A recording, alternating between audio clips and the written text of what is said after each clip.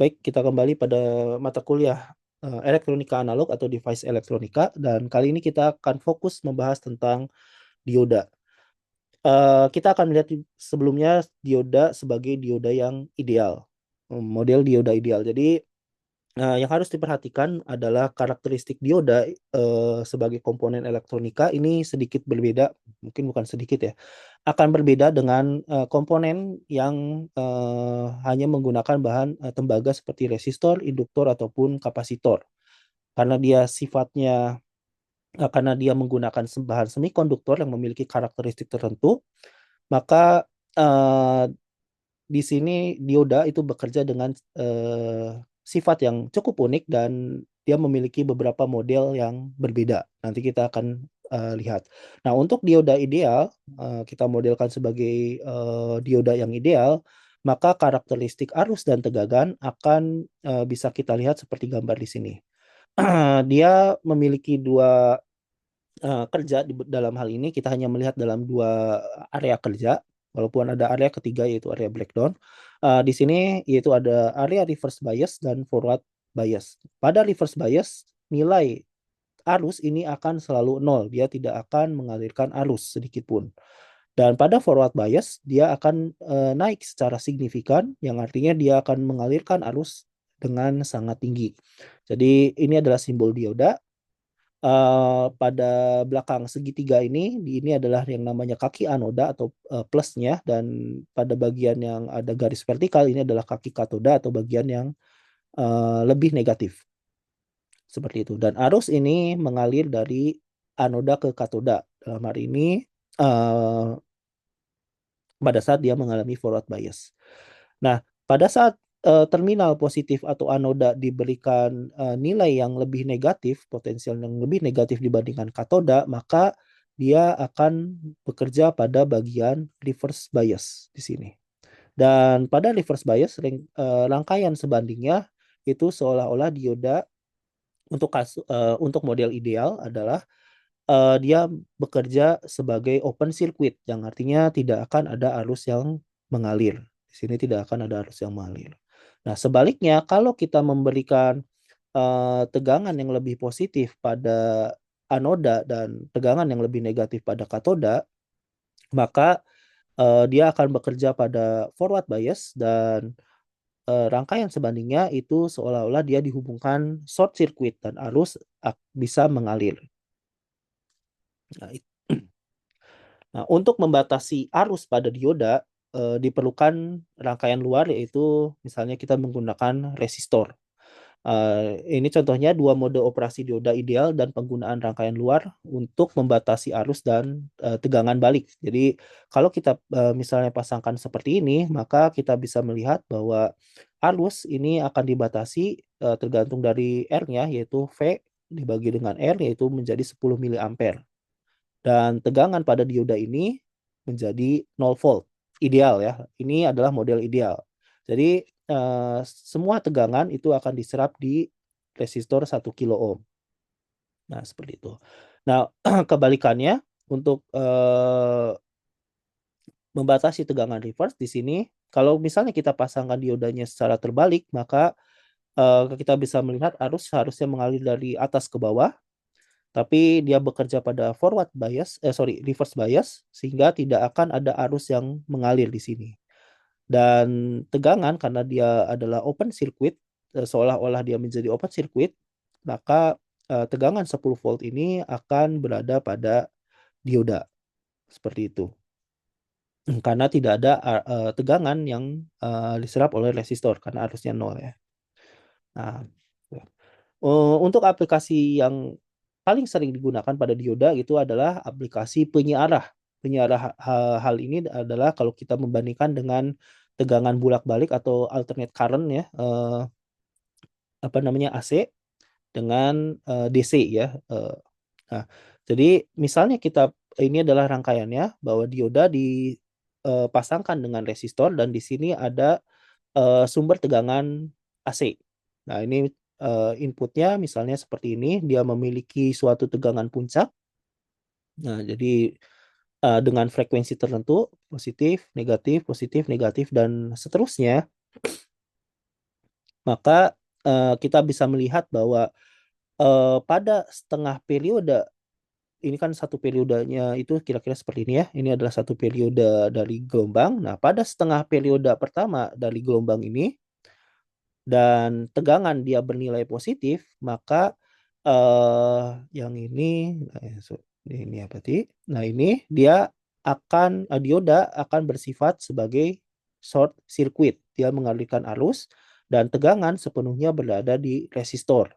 VO tegangan output ini sama dengan tegangan inputnya. Nah, seperti ini. Dan pada setengah periode berikutnya, kita bisa melihat bahwa ini setengah periode berikutnya, tegangan itu berada di nilai negatif. Yang artinya dia akan berlawanan dengan arah arus yang ini. Nah, seperti itu. Nah, jadi di sini tidak akan ada arus yang mengalir karena dioda akan memiliki akan bersifat open circuit. Jadi tidak akan ada arus yang mengalir sehingga tegangan pada resistor ini menjadi nol. Seperti itu. Dan keluarannya kita bisa melihat ini adalah yang setengah periode pertama yang positif, sehingga dia keluarannya sama dengan inputnya, dan ini adalah keluaran setengah periode berikutnya yang nilainya adalah 0. Jadi dari tegangan yang istilahnya bolak-balik dalam bahasa Indonesia ya, atau alternate current positif negatif, dia menjadi positif saja. Dan penyarah biasanya digunakan untuk membuat AC menjadi DC ya, AC itu DC converter. Tapi sinyal ini masih belum bisa digunakan sebagai sinyal DC. Dia masih harus melewati beberapa rangkaian lagi untuk misalnya dicuplik atau di charge and recharge gitu ya, sehingga menjadi benar-benar DC yang bentuknya adalah flat seperti itu. Umumnya dia menggunakan kapasitor. Nah, itu gambarannya ya untuk penyiarah. Nah, ini contoh soal. Gambar di bawah menunjukkan sebuah rangkaian untuk mengisi sebuah baterai. Jadi kalau kalian punya itu ya untuk apa baterai yang bisa diisi ulang, nah kira-kira gambarannya adalah seperti ini. Walaupun, nah ini rangkaiannya sangat dibuat sederhana ya. Biasanya adalah ada kapasitor dan lain sebagainya. Nah ini jadi kita punya sumber tegangan di sini AC, dan di sini adalah sumber tegangan DC baterai misalnya sebesar 12 volt. Nah, jadi ada dua AC dan DC.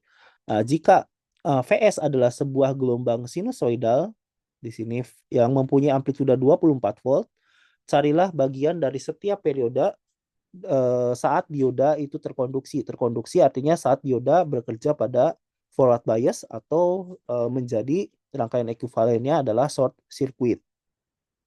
Hitung juga harga puncak arus dioda dan harga maksimum tegangan balik yang muncul pada terminal dioda.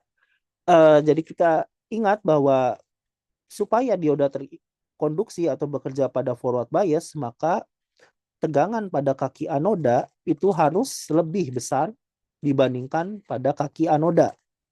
Nah, pada kasus ini kita melihat bahwa baterai memiliki tegangan 12 volt. Artinya di bagian katoda itu dia bernilai 12 volt, sehingga dioda terkonduksi kalau anodanya itu memiliki tegangan lebih besar dari 12 volt.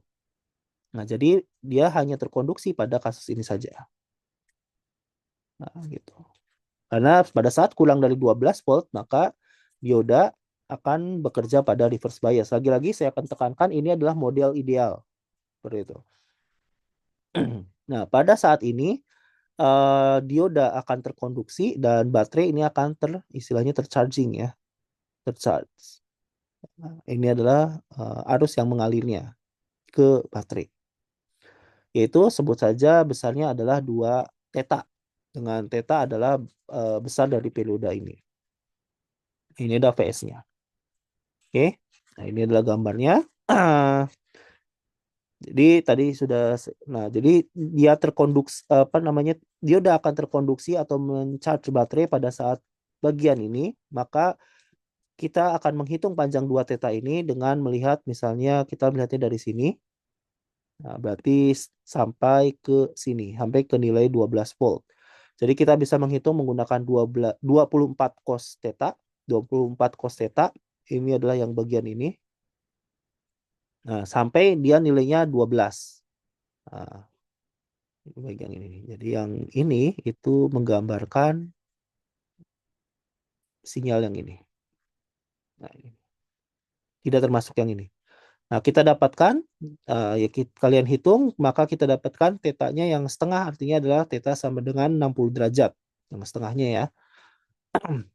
Dan sudut konduksinya berarti adalah 2 teta sama dengan 120 derajat. Jadi dari satu gelombang 360 derajat atau 2 pi, maka baterai atau dioda terkonduksi atau baterai tercharge selama sepertiga waktunya, 120 derajat. Gambarannya seperti ini. Satu daya PLN itu adalah 60 derajat, 60 Hz ya. Satu daya PLN adalah 60 Hz. Karena kita menggunakan generatornya yang 3600 RPM ya. 3600 360 Hz kali 60 ya 3600 ya. Jadi 60 Hz. 60 Hz itu artinya dalam 1 detik terdapat 60 gelombang. Gitu. Itu adalah 60 Hz. 60 Hz itu adalah 1 detik terdapat 60 gelombang. Dan dalam kita melihatnya sambungkan dengan kasus ini, artinya dia di charge di baterai itu selama sepertiga waktu dari gelombang ya, sepertiga dari gelombang. Artinya berarti dia di charge-nya 60 bagi 3 aja, dia itu 20, sepertiga dari 60 Hz ini. Jadi selama 1 detik dia di charge sepanjang 20 kali ya, 20 kali gitu. Detik bagi 3 sekitar 30, 60 gelombang ya 1 detik sepertiga ya 0,3 detiknya ya. Jadi pokoknya sepertiga dari 60 Hz itu. Nah, itu gambarannya. Jadi dalam 1 detik dia dicas sebanyak 20 kali. Tetap seperti itu. Nah, gambarannya seperti itu ya untuk analogi dari soal ini. Nah, harga puncak dari arus dioda itu adalah kita bisa melihat dari ininya ya, di 24 dikurangi 12 dibagi dengan R-nya. Karena dioda hanya terbuka pada saat dia bernilai antara 12 sampai 24 volt saja. Itu besarnya adalah, dan puncaknya di 24, berarti besarnya adalah pada saat di sini itu adalah 0,12 ampere dengan tegangan puncaknya yang ini ya. Nah, 0,12 ampere. Dan harga tegangan balik yang muncul pada terminal dioda, jadi pada saat ini negatif, ini kan negatif gitu ya, minus 24 volt pada saat di puncak bagian bawah ini, yaitu adalah minus 24 volt. Nah, dan baterai pun dia adalah di sini adalah 12 volt, lebih rendah dibandingkan lebih tinggi dibandingkan anodanya. Maka tegangan yang baliknya itu adalah penjumlahan dari 24 ditambah 12, yaitu 36 volt. Itu tegangan baliknya. Nah, ini dioda bisa juga digunakan sebagai gerbang logika. Jadi kita bisa melihat contoh dari gerbang logika yang sebelah kiri ini adalah OR dan sebelah kanan ini adalah AND. Bagaimana cara kerjanya? Yang perlu kita ingat bahwa dioda pada model ideal maka dia hanya bekerja seolah-olah seperti switch ya. Kalau yang di anoda lebih positif dibanding katoda maka dia terbuka. Kebalikannya, kalau anoda lebih negatif dibandingkan katoda atau lebih kecil gitu ya potensialnya dibandingkan katoda, maka dia open circuit. Bukan terbuka ya, berarti short circuit, dan katoda lebih positif itu menjadi open circuit ya. Umumnya uh, pada bilangan biner gitu ya dalam elektronika, biasanya bit 1 itu seperti ini dan bit 0 gitu ya. Nah, bit 1 itu ditransmisikan itu biasanya dalam plus 5 volt.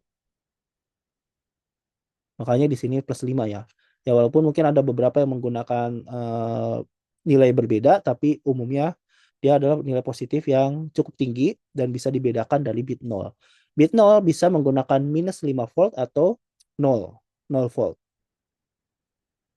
Nah, kita ambil contoh saja yang menggunakan 0 volt ya. Jadi jadi kalau misalnya bit 1 berarti ini dicatu dengan plus 5 volt seperti itu. Kalau bit 0 berarti 0 volt. Nah, untuk OR itu kita ingat kembali bahwa OR dia itu akan bernilai 0 kalau ketiga kakinya bernilai 0 kan. 0, 0, dan 0. Maka dia akan menghasilkan bit 0. Kalau ada saja salah satu saja yang bernilai 1, maka keluarannya menjadi 1. Manapun yang bernilai 1, maka keluarannya akan 1. Nah, jadi kita lihat di sini kalau misalnya ada satu yang dicatu, sorry, kalau misalnya semuanya 0, ini artinya negatif, negatif, negatif, maka ini semua akan terbuka semua, open circuit, tidak ada arus yang mengalir. Sehingga di sini tegangan tidak ada arus yang mengalir ke sini, sehingga R tegangannya adalah 0, tidak ada tegangan di resistor R. Jadi gamma ini keluarannya itu juga menjadi 0, artinya bit 0. Seperti itu. Nah, kalau misalnya ada salah satu saja yang satu, kita pakai hijau.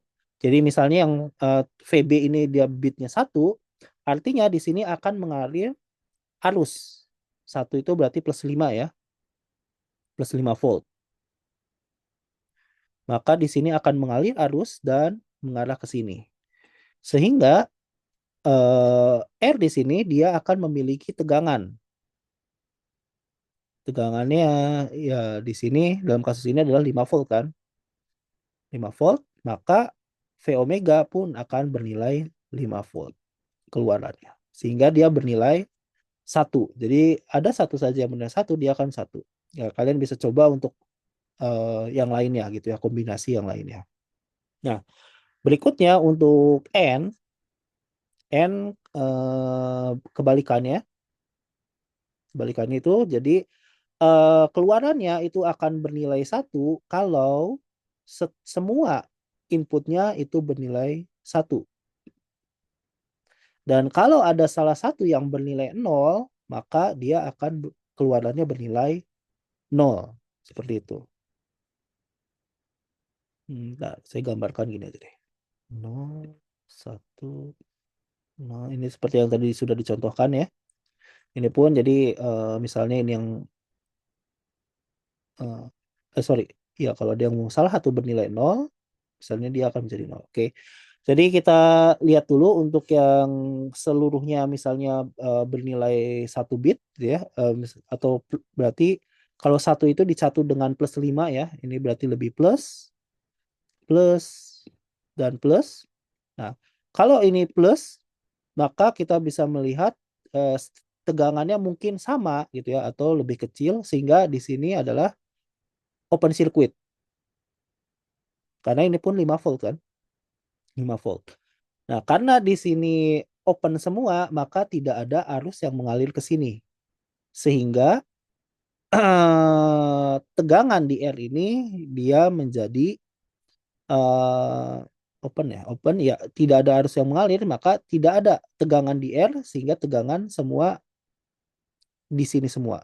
Sehingga ini menjadi plus 5 volt. Nah, artinya bit 1. Nah, berikutnya kalau misalnya ada salah satu saja yang dia bitnya 0, bit 0 berarti ini bit 0 misalnya. Berarti ini terbuka. Sorry, terbuka itu maksudnya ada arus yang lewat. Arus lewat ke sini. Seperti itu.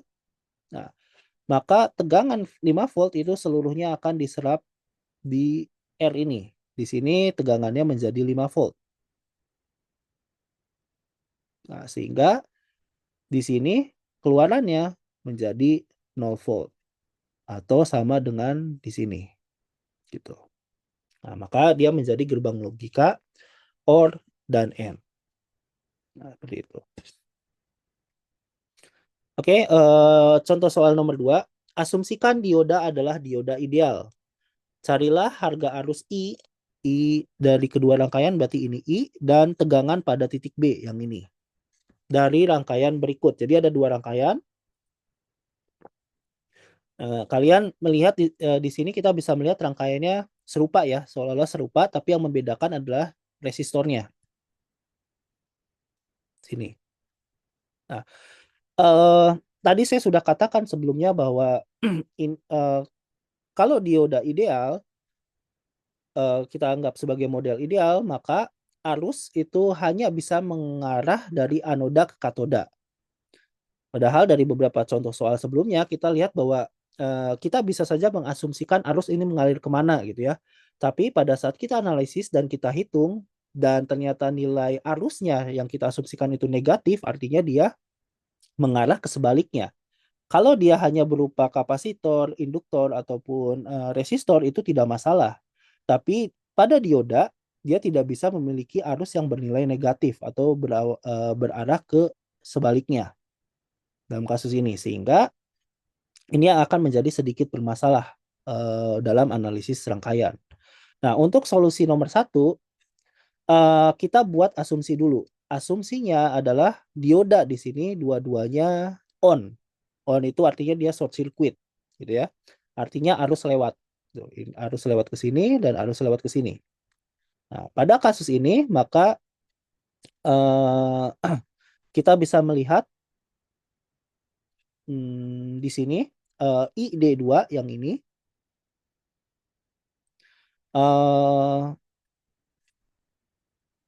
sebentar di sini ya. Nah, dioda terkonduksi.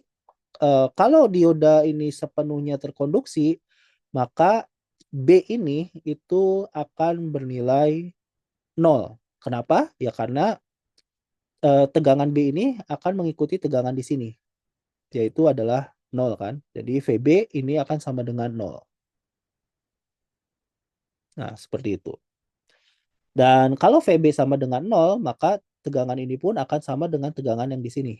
Yaitu ini pun sama dengan 0. Sehingga ID2 besarnya adalah 10 dikurangi 0 dibagi 10 kilo, yaitu 1 miliampere. Sedangkan I ini besarnya adalah 0 dikurangi minus 10 dibagi 5 kilo. Yaitu ini I itu yang ini ya. Bentar. Ya. Sorry. Itu berarti, oh bukan ini. Sorry, ini adalah I plus I2. I yang ini.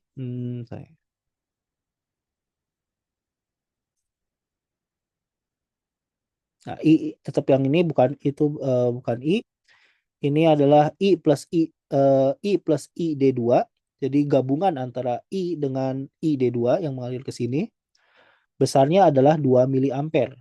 Sehingga I-nya itu adalah 1 miliampere. Jadi yang masuk ini 1 miliampere dari I D2, keluarnya 2 miliampere, pasti I-nya adalah 1 miliampere.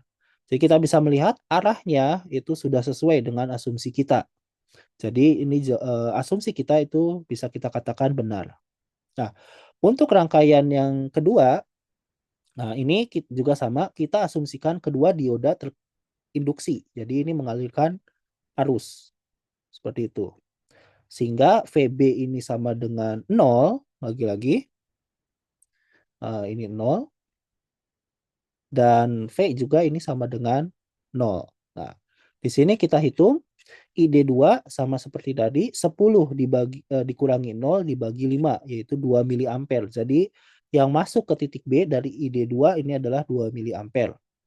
Nah, sedangkan arus di sini, sebut saja ini I plus saja, I penjumlahan, ini besarnya adalah 1 miliampere. 0 dikurangi 10 dibagi, 0 dikurangi minus 10 dikurangi 10 kilo. Yaitu adalah 1 miliampere. Nah, kalian bisa melihat bahwa yang masuk adalah 2 miliampere dan yang keluar adalah 1 miliampere. Sehingga mau nggak mau I ini sebenarnya adalah bukan masuk tapi keluar sebesar 1 miliampere. Tapi karena di sini ada dioda, ini adalah hal yang tidak mungkin terjadi karena dia harus bersifat reverse bias dan menjadi open circuit, artinya tidak ada arus yang mengalir. Jadi asumsi yang pertama kita ini adalah salah, seperti itu. Nah, sehingga kita harus membuat asumsi yang berbeda. Nah, berikutnya, ya, artinya kita harus mengubah asumsi yang pertama tadi.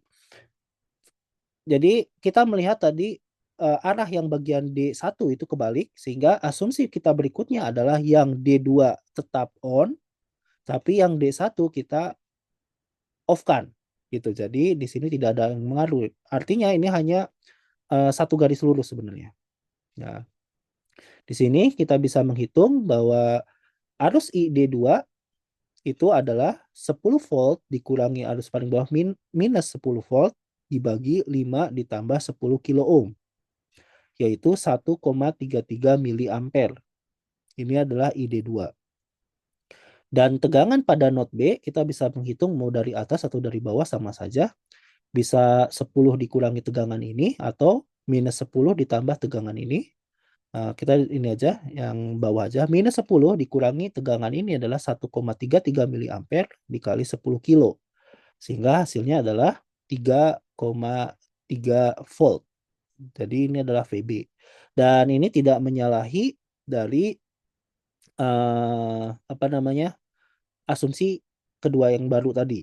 Jadi kita bisa menyatakan bahwa asumsi ini benar. Seperti itu. Nah, itu yang harus kalian perhatikan kalau bekerja dengan dioda. Nah, di sini kita melihat karakteristik terminal pada junction dioda sebenarnya itu seperti apa. Nah, jadi gambarannya hubungan antara tegangan dengan arus yang mengalir pada dioda adalah seperti ini. Kita sudah membahas pada bab sebelumnya tentang semiconductor bahwa sebenarnya pada saat kita memberikan tegangan pada dioda tidak apa namanya tidak benar-benar bahwa asal anoda lebih positif daripada katoda dia akan mengalihkan arus, tapi ada suatu jeda tertentu, ada suatu ambang batas tegangan tertentu yang kalau belum dilewati dia tidak akan mengalirkan arus. Di sini nanti mungkin kita akan tahu besarnya adalah 0,7 sekitar 0,7 volt ya untuk dioda yang standar. Nah, jadi ada 3 bagian yang akan kita lihat. Yang pertama ini adalah bagian forward bias, ini yang pertama. Lalu ada reverse bias yang kedua, dan ketiga adalah ini yang juga sudah pernah kita bahas di bab sebelumnya, adalah daerah breakdown. Ini kita akan bahas khususnya di forward bias dan bagian breakdown. Nah, dan ini kalau tegangannya sudah kurang dari tegangan Zener istilahnya, nanti dia akan mengalami breakdown dan arus ini akan mengalir secara signifikan lagi sama seperti forward bias.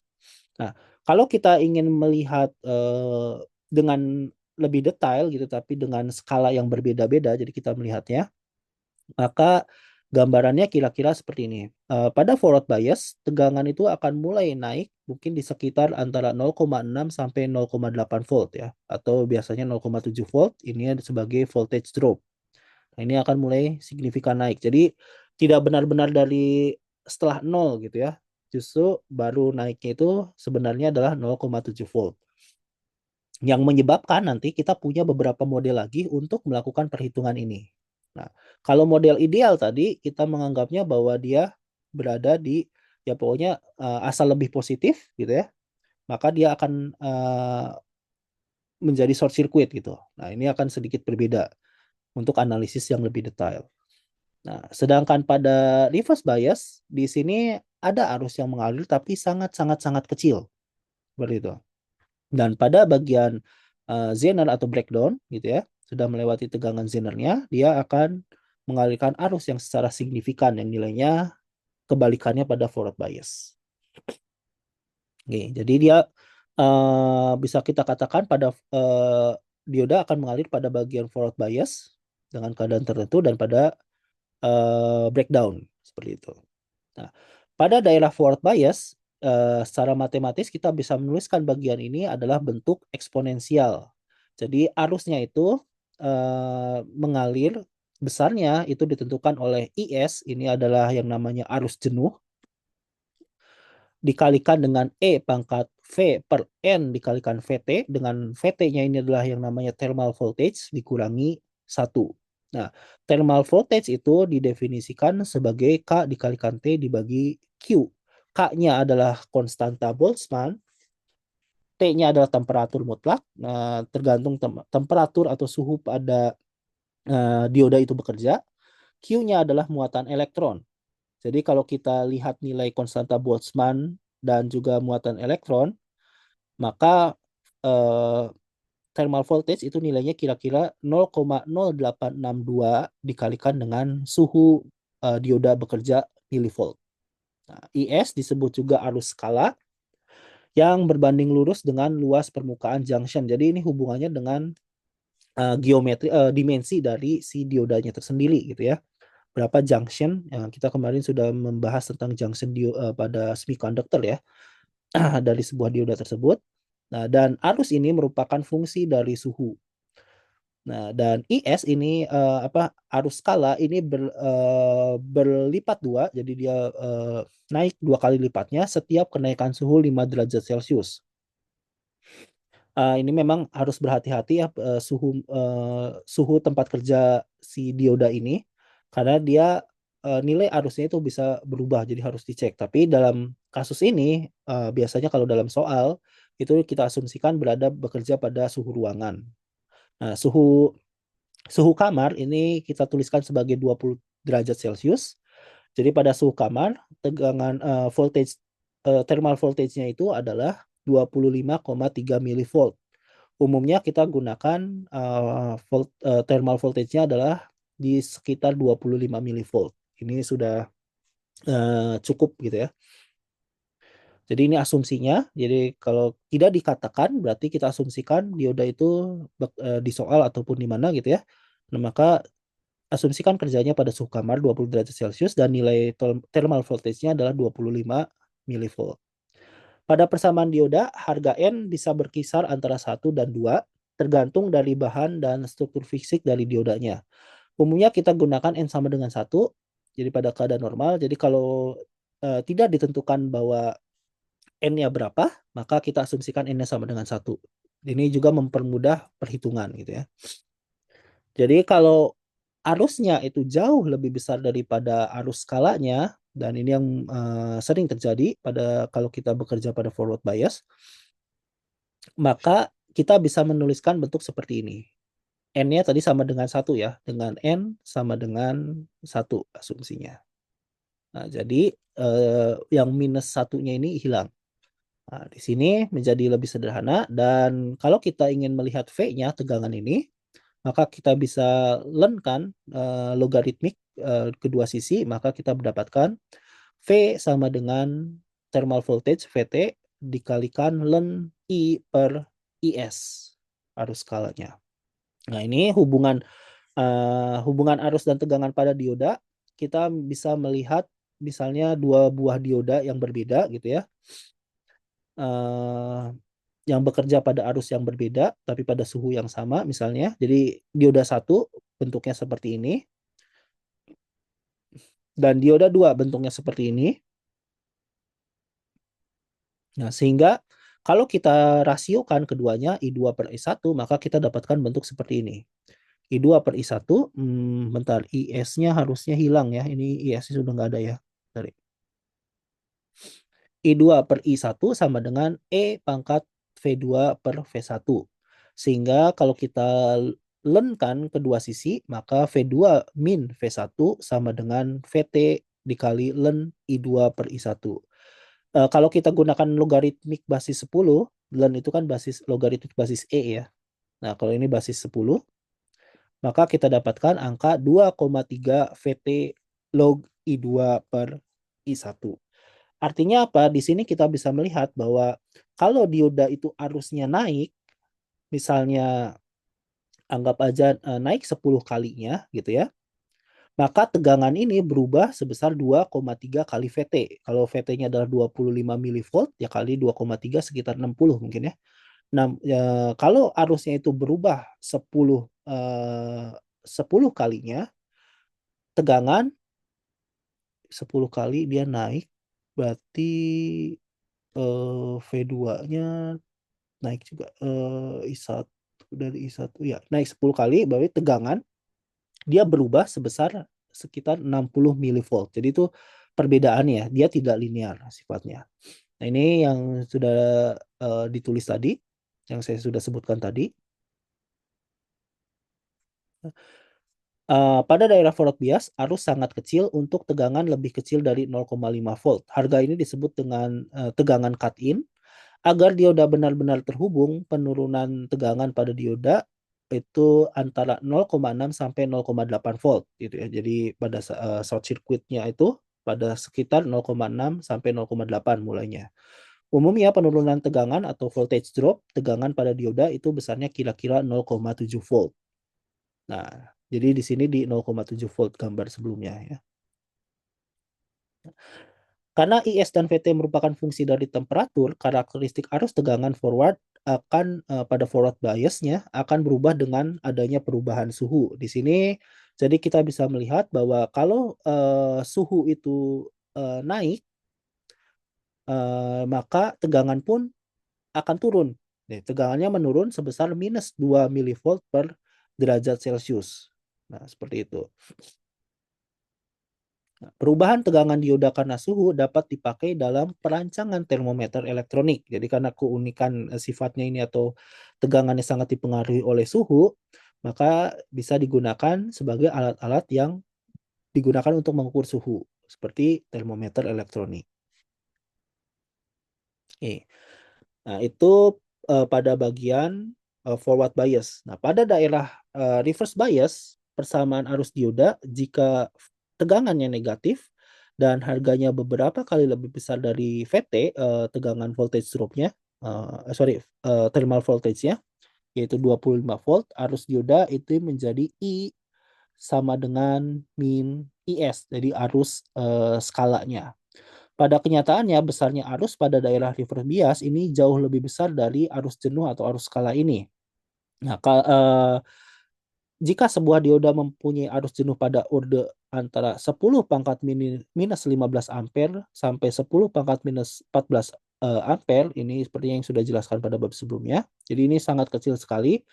Kenyataannya gitu ya, arus baliknya itu ordenya lebih tinggi, yaitu 1 nanoampere gitu ya. Jadi lebih besar sebenarnya daripada arus jenuh tersebut. Dan arus ini pun meningkat dengan meningkatnya tegangan balik. Jadi semakin tegangan baliknya besar, arusnya akan meningkat. Ini gambar yang ini ya. Jadi dia akan meningkat lama-lama, tegangan semakin lama, walaupun dia belum masuk ke breakdown. Tapi memang hitungannya ordenya itu cukup kecil gitu ya. Jadi di sekitar nanoampere. Nah, sebagian besar dari arus balik ini terjadi karena adanya kebocoran pada dioda gitu ya. Arus kebocoran berbanding lurus dengan luas junction dan arus menjadi 2 kali pada setiap kenaikan suhu 10 derajat Celcius. Jadi kalau misalnya suhunya naik 10 derajat Celcius, maka arus bocornya itu dia menjadi 2 kalinya. Seperti itu. Tapi kalau naik 10 derajat Celcius itu menjadi sangat panas ya. Nah, ya lagi-lagi tergantung dari penempatan diodanya, aplikasi diodanya menjadi di mana seperti itu. Nah, untuk daerah breakdown, dioda memasuki daerah breakdown jika besar tegangan balik melebihi tegangan ambang dari sebuah dioda yang disebut tegangan breakdown atau VZK. Pada daerah breakdown, arus balik meningkat secara cepat dengan perubahan tegangan yang sangat kecil. Tegangan breakdown tidak merusak dioda. Ya, ini harus diperhatikan, dan tegangan breakdown itu tidak merusak dioda jika daya disipasi dibatasi pada level aman oleh rangkaian luar, ya gitu. Jadi batas dayanya itu dibatasi, maka dia tidak akan merusak dioda. Hubungan arus atau tegangan pada daerah breakdown hampir merupakan garis vertikal, jadi dia akan meningkat sangat signifikan, dan karakteristik ini dapat dipakai dalam pengatur tegangan. Nah, jadi ada aplikasinya yang khusus digunakan dioda itu pada daerah breakdown, yaitu pada regulator voltage regulator. Nah, jadi kita sudah melihat pada bagian forward biasnya saja dulu ya. Tadi dia ada voltage drop, artinya sebenarnya ada suatu tegangan di dalam dioda itu yang membuat menjadi batas tegangan sampai dioda itu benar-benar menjadi mengalirkan arus atau short circuit. Yang kedua adalah dia tidak benar-benar linear gitu. Bukan tidak benar-benar linear, bahwa ada perubahan yang sebenarnya tidak signifikan seperti itu ya, bukan tidak signifikan, yang sangat signifikan gitu ya perubahannya di sini. Jadi tidak langsung naik, tapi berubah, tidak langsung vertikal gitu ya, tapi ada suatu kemiringan tertentu. Itu yang harus diperhatikan, sehingga kita membutuhkan suatu model lain selain model ideal tadi untuk bisa menganalisis secara detail berapa sebenarnya arus yang mengalir pada dioda dan berapa tegangan yang ada pada dioda tersebut. Nah, yang pertama adalah model eksponensial. Model eksponensial adalah model yang paling akurat dan merupakan yang paling sulit untuk digunakan. Misalnya kita melihat gambar dioda ini dicatu dengan sebut saja suatu sumber tegangan, lalu dipasangkan dengan resistor, dan kita asumsikan bahwa VDD ini lebih besar dari 0,5 volt, dan arus dioda ini jauh lebih besar dari arus skalanya. Maka rumusnya adalah seperti ini. Kita bisa mengasumsikan N-nya sama dengan 1, mungkin supaya lebih mudah gitu ya dalam contoh ini. Nah, dengan persamaan Kirchhoff, kita bisa menghitung bahwa arus yang melewati dioda ini itu adalah tegangan sumber dikurangi tegangan dioda di dalam dioda ini, tegangan voltage drop-nya dibagi dengan R. Nah, ini tadi parameter N dan IS-nya sebut saja diketahui, kita bisa mengasumsikan N-nya sama dengan 1. Maka dari kedua persamaan ini yang pertama dan ini yang kedua, kita memiliki IS tadi sudah diketahui ya, dan N juga sudah. Kita memiliki dua variabel yang tidak diketahui, yaitu ID yang ini dan VD. Ini juga sama. Nah, ini yang ingin kita ketahui. Nah, dua cara untuk menyelesaikannya adalah dengan melakukan analisis grafik dan analisis iteratif. Jadi kita gambarkan grafik untuk dua persamaan ini. Nah, yang pertama adalah yang ID sama dengan VDD min VD per R. Dia akan membentuk garis linear seperti ini dengan kemiringan negatif. Nah, ini adalah untuk persamaan yang ini. Sedangkan untuk yang eksponensial akan memberikan garis yang ini. Nah, di sini kita bisa melihat perpotongan kedua garis itu akan menentukan nilai ID dan VD dari dioda tersebut. Jadi berapa arus yang mengalir dan berapa tegangan pada dioda. Ini adalah operating point-nya Q. Nah, ini adalah analisis grafis. Nah, ya kita tahu menggambarkan grafis tidak selalu mudah ya, apalagi menyangkut dengan eksponensial. Mungkin kita bisa menggunakan simulasi, beberapa software dan lain sebagainya, sehingga bisa menggambarkan bentuk seperti ini. Tapi kalau misalnya rangkaiannya juga menjadi kompleks, maka penggambaran grafik menjadi kompleks juga. Ini kelemahan dari penggambaran grafis, gitu ya, walaupun akurat. Nah, berikutnya kita bisa melakukan namanya analisis iteratif tanpa menggunakan grafik tadi. Jadi misalnya untuk gambar yang sama, kita ingin tahu berapa arus yang mengalir ke dioda dan berapa tegangan dioda keseluruhannya, bukan voltage drop-nya saja ya, tapi dioda keseluruhannya. Jadi kita asumsikan di sini VDD-nya adalah 5 volt dan R-nya ini adalah 1 kilo ohm. Misalnya ini 5 volt, nah, kilo ohm. Asumsikan dioda mempunyai arus 0,1 miliampere pada tegangan 0,7 volt. Nah, ini adalah salah satu karakteristik dioda. Biasanya dia memiliki gambaran atau spesifikasi gitu ya, berapa tegangannya di dalam diodanya pada nilai arus tertentu. Nah, jadi kita bisa melihat di sini VDD 5 volt, R sama dengan 1 kilo ohm. Kalau arus ID-nya 0,1 miliampere, maka VD-nya adalah 0,7 volt. Ditanya berapa ID sesungguhnya dan berapa VD sesungguhnya. Nah, pertama asumsikan VD-nya tadi adalah 0,7 volt. Sehingga kita bisa menghitung ID-nya. Ini tegangan pada dioda ya, VD itu. ID-nya adalah VDD min VD dibagi R, ini rumus biasa, itu kita dapatkan 4,3 mili ampere. Ya, tentu ini kalau kita lihat jauh dari nilai 0,1 mili ampere kan. Lalu kita gunakan rumus perbandingan tegangan dan arus untuk mendapatkan estimasi tegangan voltage drop yang sesungguhnya. Ini adalah rumus perbandingan antara dua dioda gitu ya. Jadi kita akan membandingkan berapa tegangan sesungguhnya untuk kenaikan arus yang diberikan. Di sini kita tahu bahwa kita gunakan I1-nya itu adalah dari informasi ini 0,1 miliampere. Ini untuk I1 dan I2-nya adalah 4,3 miliampere. Nah, dengan tadi VD-nya itu adalah 0,7 volt ya. Nah, pada kasus ini nilai 2,3 VT sama dengan 60 milivolt, yaitu pada suhu ruangan ya. Suhu ruangan 20 derajat Celcius dan voltage temperaturnya itu adalah 25 milivolt. Jadi kira-kira 2,3 VT ini adalah 60 milivolt. Nah, berarti V2 sama dengan V1. V1-nya itu adalah tadi 0,7 volt. I1-nya tadi 0,1 miliampere dan arus yang baru adalah 4,3 miliampere yang ini.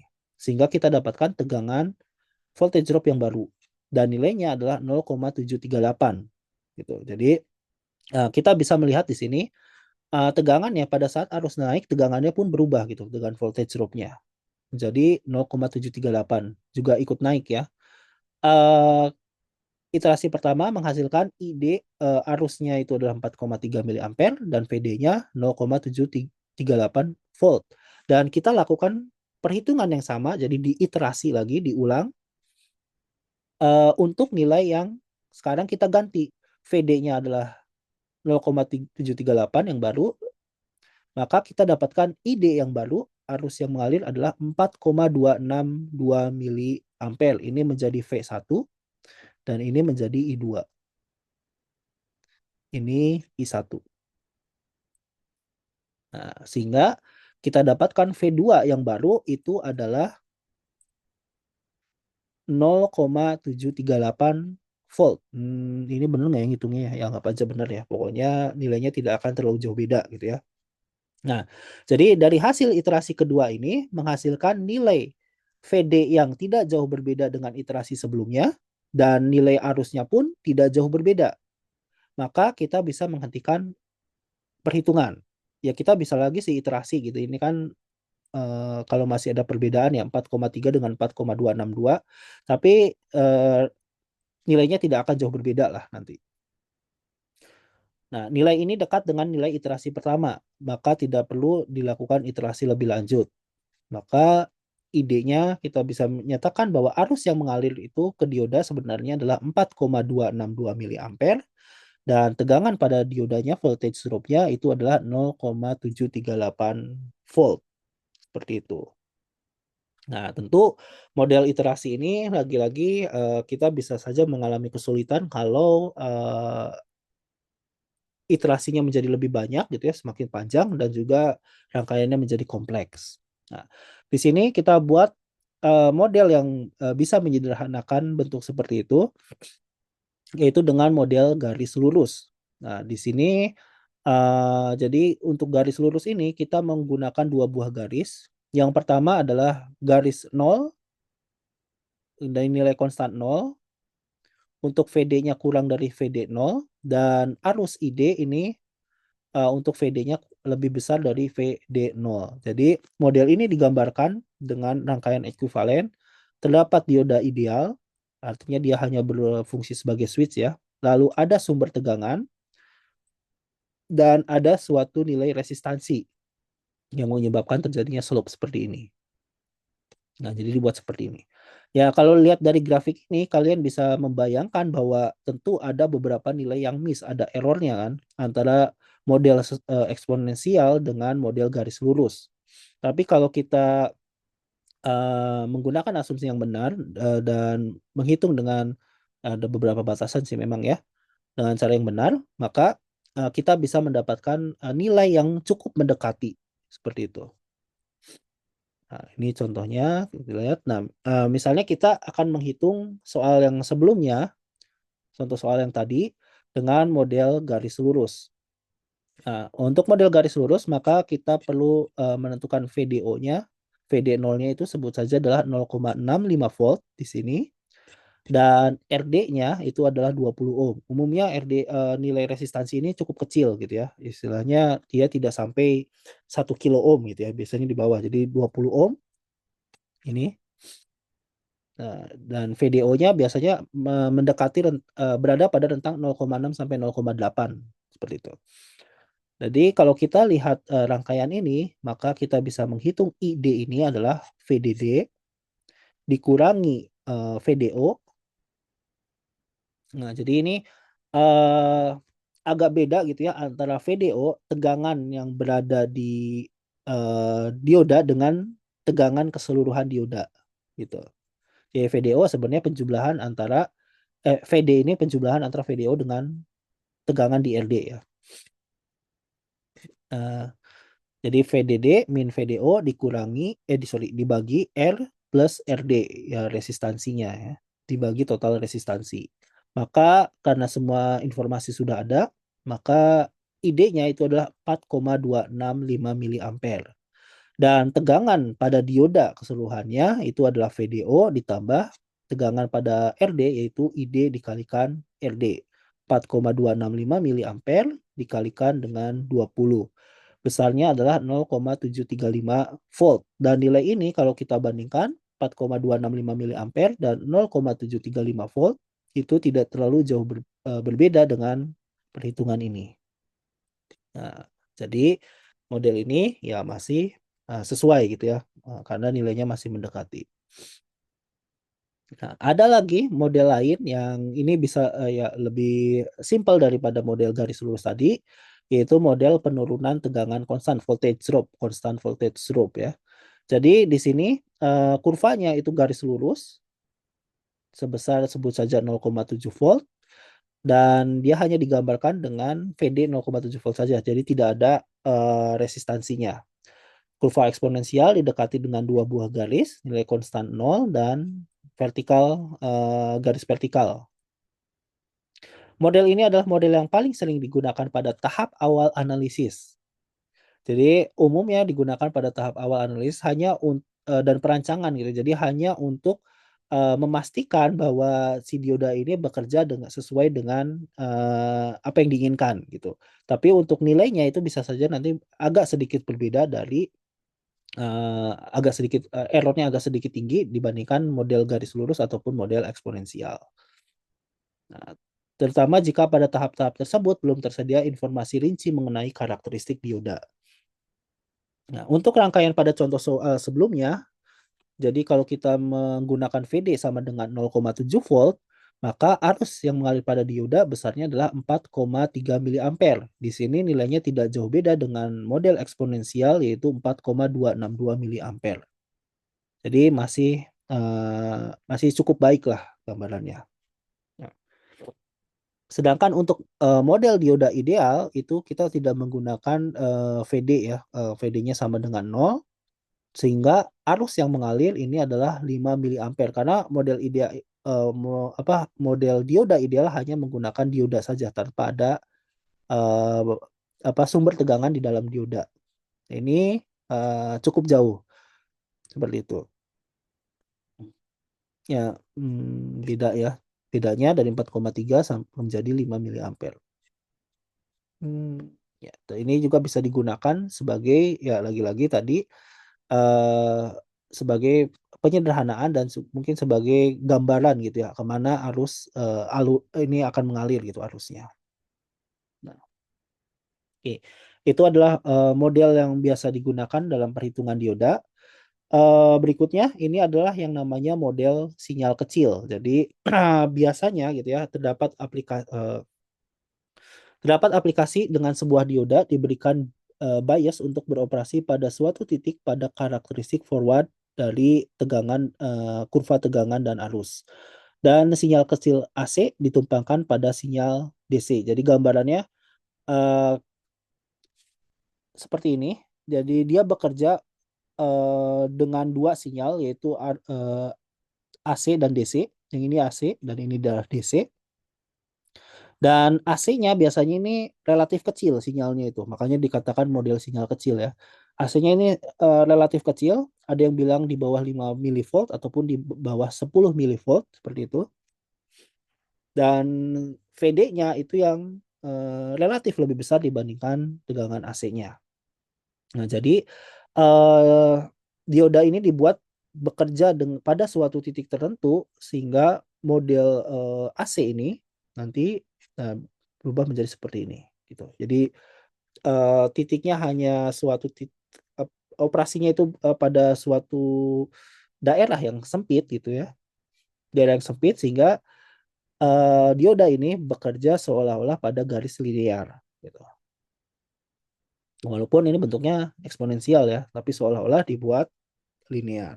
Nah, untuk situasi ini harus ditentukan titik operasi DC, VD, dan ID-nya terlebih dahulu dari dioda menggunakan salah satu model yang telah dibahas sebelumnya. Model yang paling sering digunakan adalah model penurunan tegangan 0,7 volt. Berarti yang ini ya, model penurunan tegangan konstan 0,7 volt. Ini cukup mudah untuk dilakukan analisis, dilakukan perhitungan dan tidak terlalu kompleks dan cukup mendekati nilainya.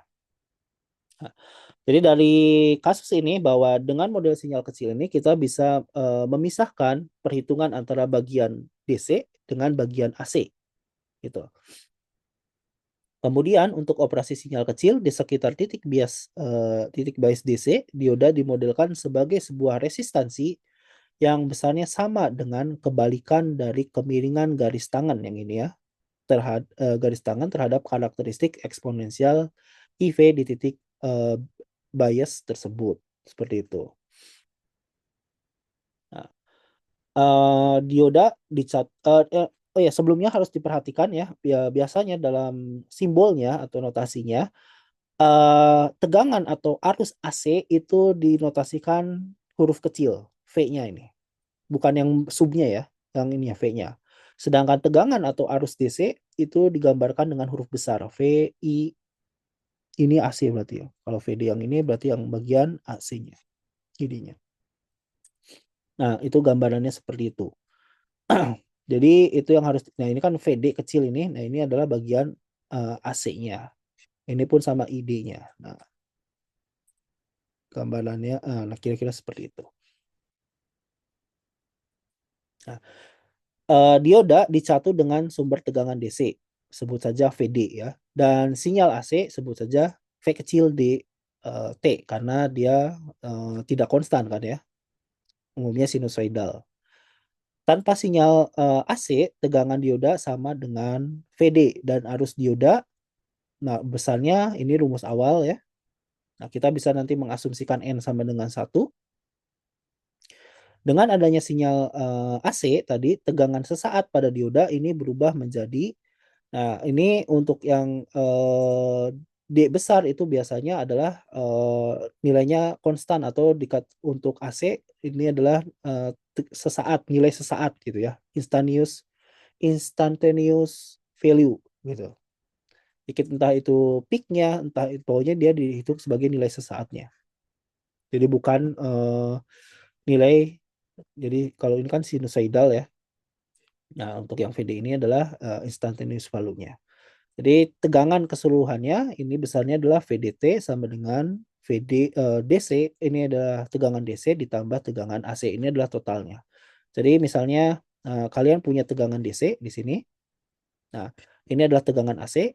tapi nilainya kecil ya. Nah, kalau kita jumlahkan, maka kira-kira keluarannya itu seperti ini.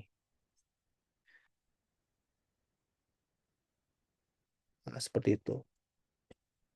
Jadi ini bisa saja gambarannya itu analoginya, ada arus DC yang mengalami ripple atau gangguan noise sehingga bentuknya menjadi seperti ini, atau memang kita sengaja jadi sinyal yang berubah-ubah gitu ya, sinyal berubah-ubah kita tumpangkan dengan sinyal DC supaya dia memiliki amplituda yang cukup tinggi seperti itu.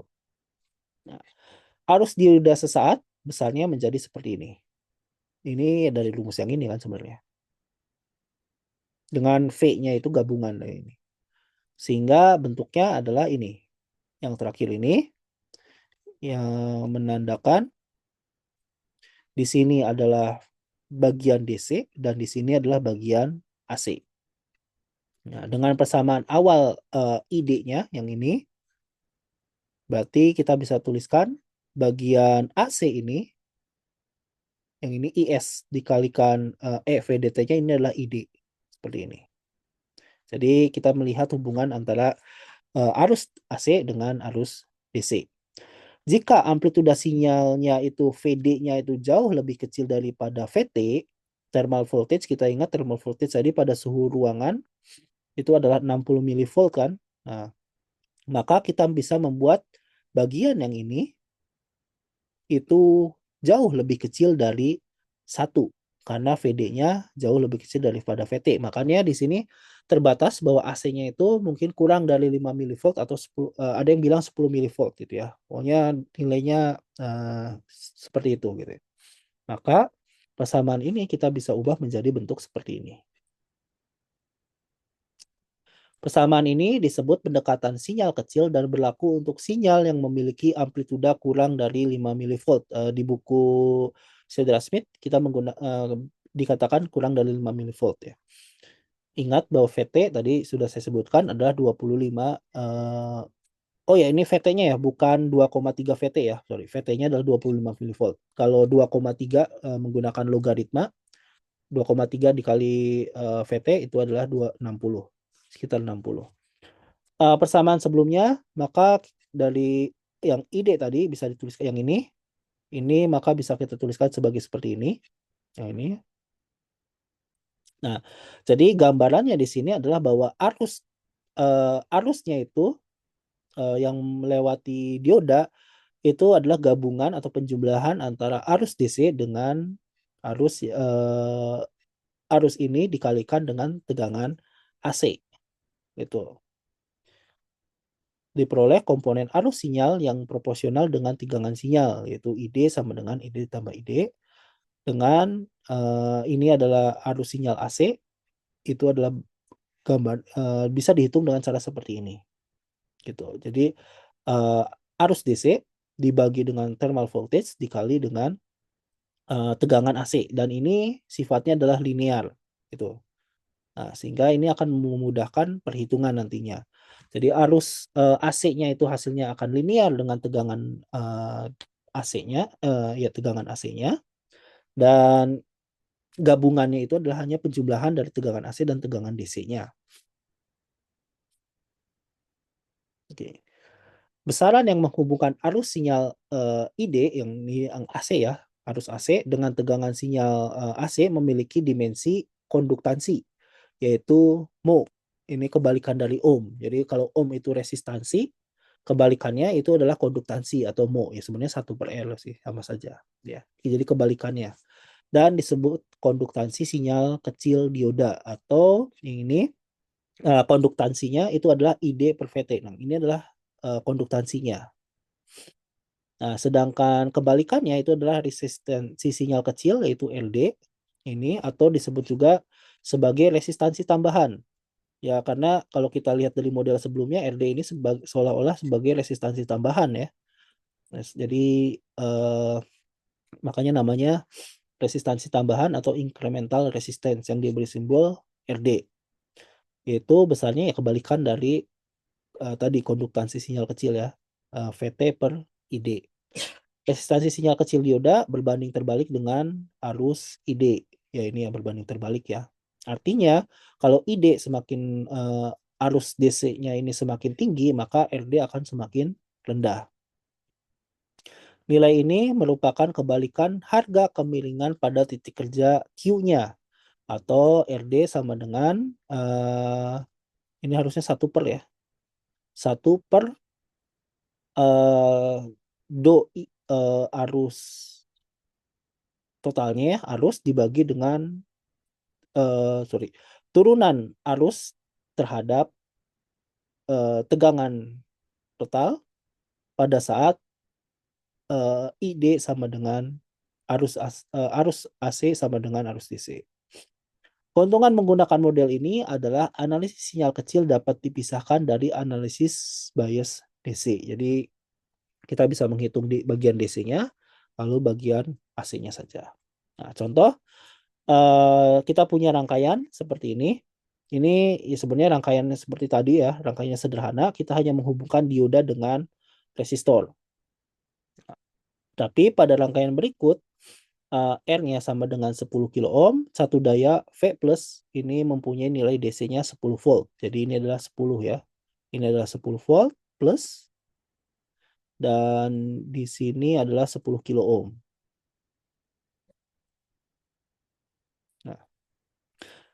Nah, di sini kita akan menumpangi rangkaian ini dengan sinyal AC 60 Hz. Jadi ada sinyal AC dengan frekuensi 60 Hz. Sebenarnya untuk contoh soal ini frekuensi sebenarnya tidak akan terlalu berpengaruh dulu. Nah, tapi dia hanya menandakan bahwa ini adalah sinyal bolak-balik atau sinyal AC. Amplituda puncaknya adalah 1 volt. Sinyal ini dikenal dengan power supply ripple. Jadi ripple yang akibat adanya power supply gitu ya, penggunaan power supply. Akibat ketidaksempurnaan perancangan dari power supply.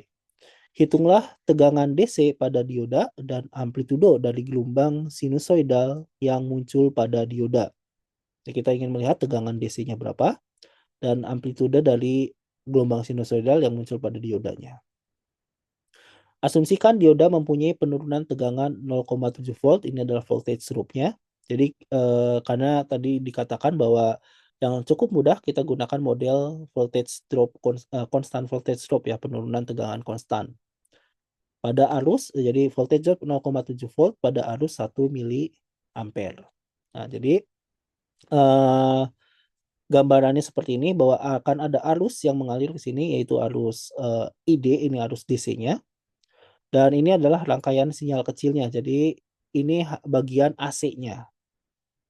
Ini bagian AC-nya, ini bagian DC. Seperti itu. Ini ada R, dan di dioda ini ada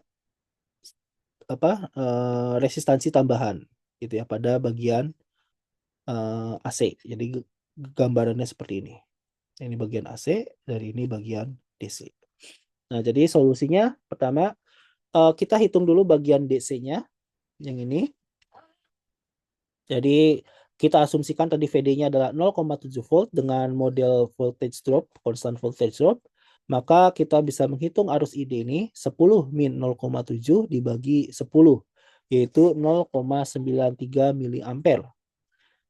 Karena nilai ini dekat dengan 1 miliampere, VD mendekati 0,7 volt, cukup mendekati.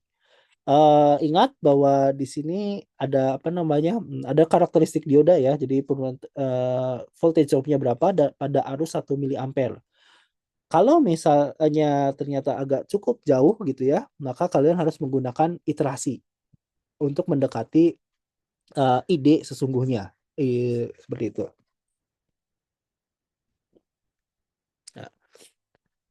Nah, karena nilai oke. Nah, sudah. Jadi karena ini cukup mendekati, maka kita bisa pilih 1 miliampere dan ID-nya adalah 0,93 miliampere dan VD-nya adalah 0,7 volt. Resistansi tambahan dapat ditentukan dengan, nah kita melihat di sini RD ini besarnya tadi rumusnya ya. Ini yang untuk resistansi sinyal kecil, yaitu thermal voltage dibagi dengan ID. Thermal voltage-nya suhu ruangan 25 milivolt dan ID-nya tadi adalah 0,93 miliampere. sehingga besarnya adalah 26,9 ohm. Jadi memang ini cukup kecil ya. Nah, umumnya tidak sampai tidak akan sampai 1 kilo ohm. Nah, jadi kita bisa melihat VD-nya ini besarnya adalah kita gunakan pembagi tegangan saja antara RD dengan R. Berarti RD dibagi R plus RD dikalikan tegangan AC-nya. Jadi tegangan AC-nya adalah 1 volt untuk puncaknya ya. Jadi kita melihat puncaknya saja. Uh, Nilainya adalah 2,68 milivolt. Nilai tegangan ini sangat kecil. Tadi dalam referensi buku ini kurang dari 5 milivolt. Maka menggunakan model sinyal kecil dapat dibenarkan. Kalau misalnya ternyata dia cukup besar gitu ya, lebih dari 10 milivolt, maka kita tidak bisa menggunakan model sinyal kecil seperti itu karena nanti akan terganggu gitu ya, karena ini sangat dibatasi nilai VD-nya gitu. Jadi persamaannya akan berbeda, tapi umumnya kalau hanya di buku, di contoh soal itu biasanya bisa digunakan model sinyal kecil seperti itu. Nah, itu adalah contoh menggunakan model sinyal kecil kalau kita menggunakan sumber tegangan AC. Nah, eh, tadi sebelumnya dibahas salah satu aplikasinya adalah sebagai voltage regulator atau pengatur tegangan. Nah, di sini pengatur tegangan adalah sebuah rangkaian yang tujuannya adalah menyediakan tegangan DC yang konstan pada terminal keluarannya walaupun adanya perubahan arus yang diambil dari terminal keluaran pengatur tegangan atau adanya perubahan satu daya DC pada rangkaian pengatur tegangan. Jadi kita ingin membuat nilai keluaran tegangannya itu konstan. Makanya dinamakan pengatur tegangan atau voltage regulator ya. Karena penurunan tegangan forward pada dioda hampir konstan di sekitar 0,7 volt, sementara arus yang melaluinya dapat bervariasi dalam jumlah yang relatif besar. Jadi keuntungan dari dioda adalah bahwa tegangan pada diodanya itu, voltage drop-nya itu hampir konstan. Nilainya di sekitar 0,7 volt. Biasanya tidak akan terlalu naik terlalu tinggi ataupun turun terlalu tinggi. Tapi arus yang melaluinya itu bisa sangat besar. Bisa kecil ataupun besar dari 1 miliampere sampai puluhan miliampere gitu ya. Atau bahkan ratusan. Maka dioda yang diberi bias forward bias atau bias maju dapat digunakan sebagai regulator tegangan. Sederhana, regulator tegangan yang lebih besar dari 0,7 volt dapat diperoleh dengan menghubungkan beberapa dioda secara seri. Jadi kalau kalian membutuhkan regulator tegangan yang lebih dari 0,7 volt, kita bisa menyerikan dioda. Jadi kita punya voltage drop ditambah voltage drop kedua dan seterusnya. Jadi ya, kelipatan 0,7. Nah ini contoh soal.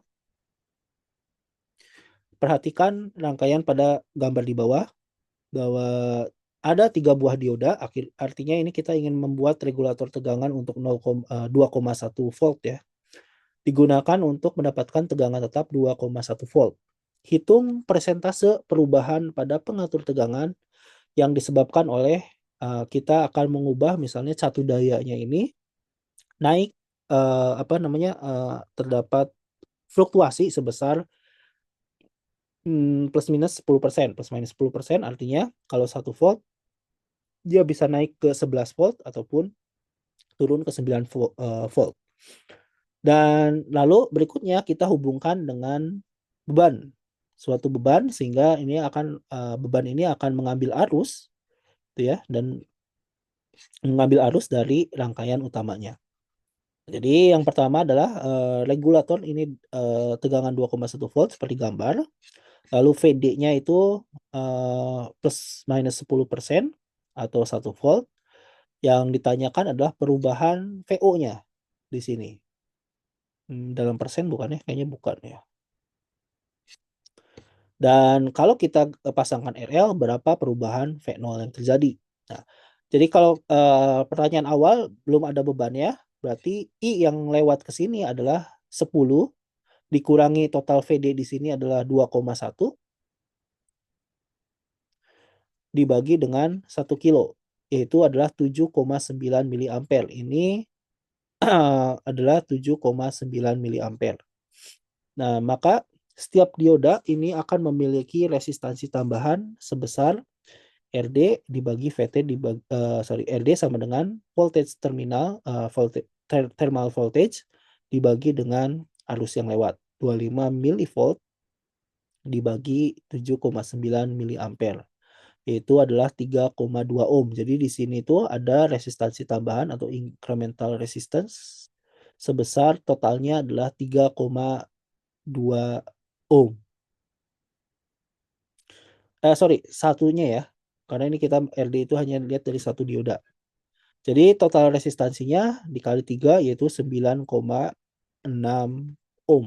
Di sini ada 9,6 ohm resistansi. Maka besarnya perubahan tegangan keluaran akibat kenaikan plus minus 10% atau plus minus 1 volt. Jadi perubahannya itu adalah 2 volt ya.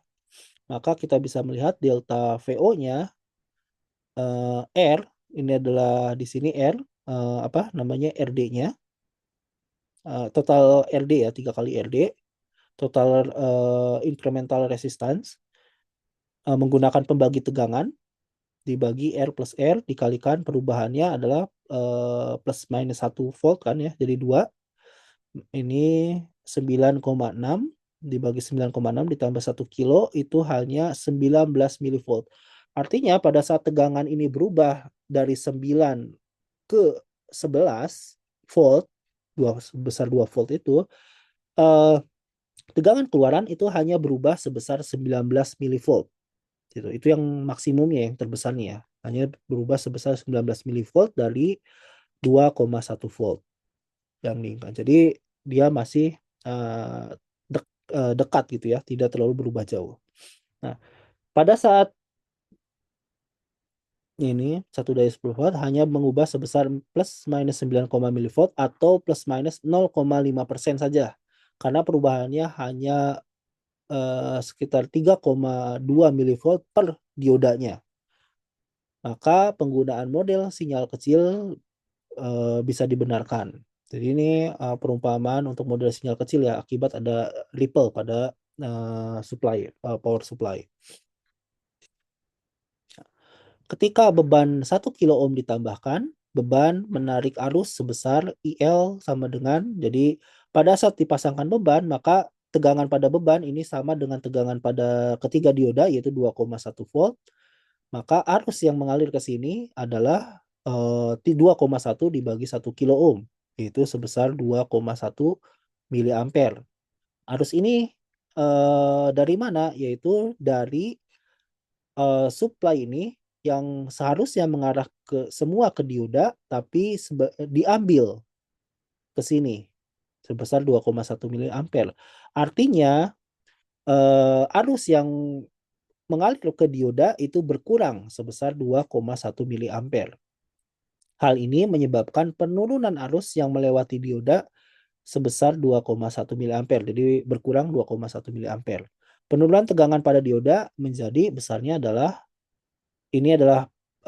delta perubahan tegangan atau delta VO itu akan sama dengan minus 2,1 miliampere dikalikan dengan R-nya, perubahan pengurangan pada arusnya dikalikan dengan resistansi ketiga resistansi incremental pada dioda.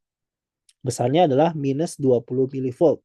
Di sini kita bisa melihat bahwa perubahannya itu untuk totalnya adalah berubah atau berkurang sebesar minus 20 milivolt saja dari 2,1 volt yang diinginkan. Tegangan pada masing-masing dioda mengalami penurunan sebesar 6,7 milivolt. Di sini maka pemodelan sinyal kecil dibenarkan. Jadi memang mungkin kita bisa melihat sekitar di bawah 10 milivolt itu masih dibenarkan untuk menggunakan pemodelan sinyal kecil. Oke, materinya sampai sini untuk dioda. Nanti kita akan lebih jauh lagi ke bagian yang reverse background pada slide berikutnya.